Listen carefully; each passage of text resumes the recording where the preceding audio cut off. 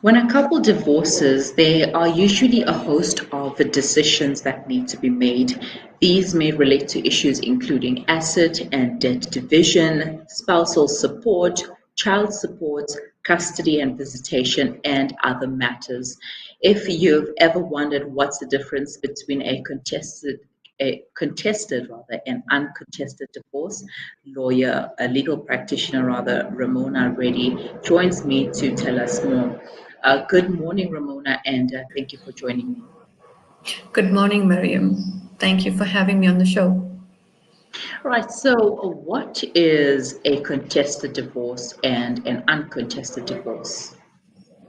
Well, let's start off with your uncontested, which is basically means undefended. Contested is where you are defending a divorce. Mm-hmm. Yes. All right, now what are yes? What are the differences between these two types of divorces?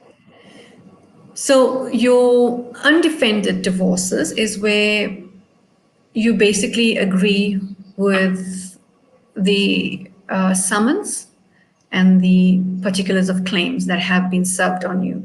So you are not contesting the divorce. You are not contesting anything that is on the pleadings that's attached to the summons that has been served on you. A contested divorce is where you don't agree with certain claims in the summons. An example of it is you don't agree with spousal maintenance. Either you can't afford it or you feel that the plaintiff doesn't deserve it. Another example of what you don't agree with is primary residence of the minor child or children. Generally, the plaintiff will claim for primary residence of the minor child or children, and the defendant will say, no, I don't agree with this, and actually the children should reside with me. So that's a basic example of it. Mm-hmm. All right. Now, what steps are involved in both of these types of divorces? What's the process? In your uncontested divorces, it's a very short process and your divorce is granted fairly quickly. So the sheriff will serve the defendant the summons and the pleadings. And because it's an uncontested, then you do not reply to the summons. You do not serve an intention to defend or your claim and counterclaim. You basically let the divorce go through.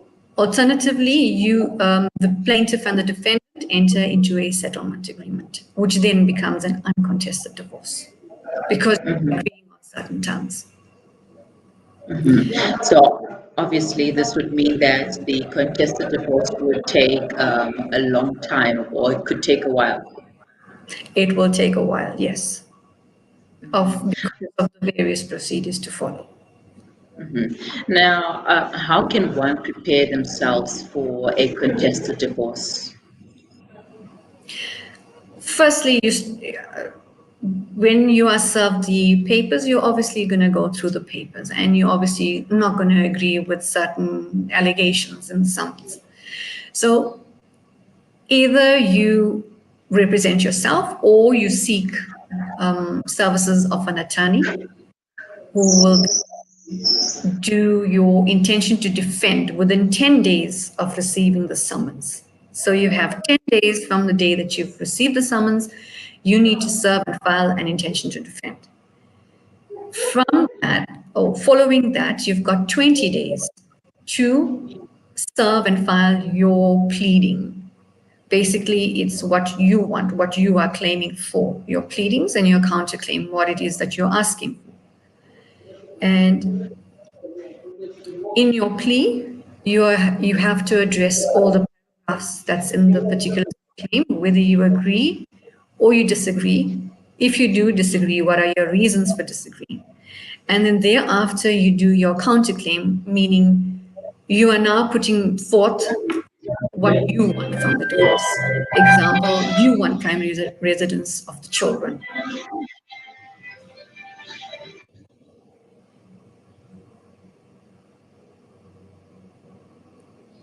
And from there, the plaintiff will reply with regards to your documents that you have served and filed, and follow the court procedures of discovery of documents, and then the matter gets set down for pre-trial and then trial.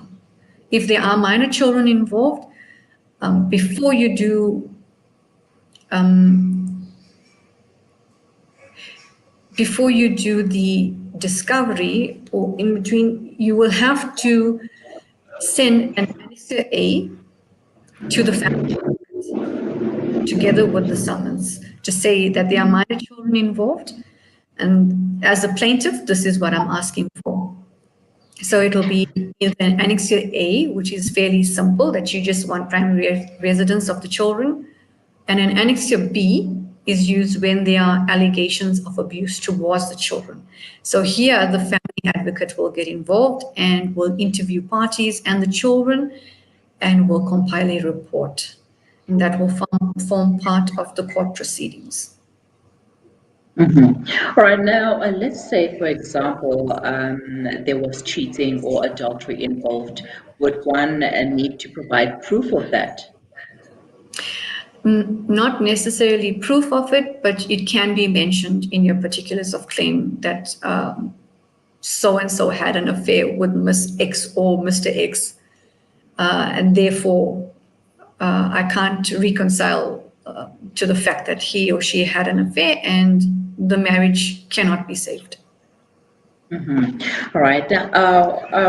What are some common disputes or contested issues in a divorce? I know earlier on you mentioned children, and that could be one of the reasons why there would be a contested divorce.